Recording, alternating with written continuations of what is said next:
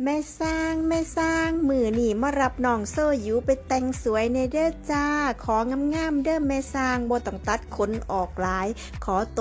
กลมๆหน้ากลมๆเด้อแม่สร้างคุณแม่น้องโซยูบอกแม่สร้างแนวนี้กันทุกคนค่ะแม่สร้างก็ได้แปลงกายเป็นพนักงานขับรถรับส่งน้องหมาค่ะเพื่อที่จะไปรับน้องโซยูมาอาบน้ำแต่งสวยค่ะทุกคนค่ะพอมาถึงร้านเท่านั้นล่ะค่ะทุกคนค่ะเอาน้องขึ้นโต๊ะแม่สร้างก็ค้ำเบิ่งขนเพิ่นค่ะทุกคนค่ะขนมันก็คอดเอาเปาะแอะแปะเต็มโตเลยค่ะทุกคนค่ะแม่สร้างก็ต้องได้สร้างสังกะตังกามโตแน่นอนเลยค่ะทุกคนค่ะเพราะว่ารับปากคุณแม่น้องแล้วว่าสิแต่งกันงานกันไกลแต่งกลมหน้ากลมค่ะทุกคนค่ะแม่สร้างก็ขึ้นส่งให้น้องแล้วค่อยสร้างสังกะตังออกค่ะทุกคนค่ะสร้างออกแล้วก็เอาน้องไปอาบน้ำเฮ็ดสปาขนค่ะทุกคนค่ะตอนอาบน้ำนี่แม่สร้างก็ใส่แชมพูกันบ่ให้น้องเป็นผิวหนังอักเสบค่ะทุกคนค่ะเพราะว่าได้สร้างสังกะตังเบิดโตเลยน้องย่านน้องแสบผิวหนังค่ะทุกคนค่ะกันไว้ก่อนดีกว่าแก่ค่ะทุกคนค่ะอาบน้ำตัดขนเพิ่น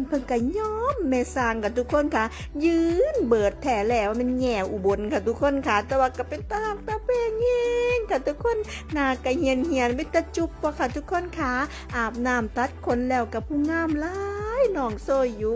จะเป็นแม่เจ้าสิปื้มเนาะ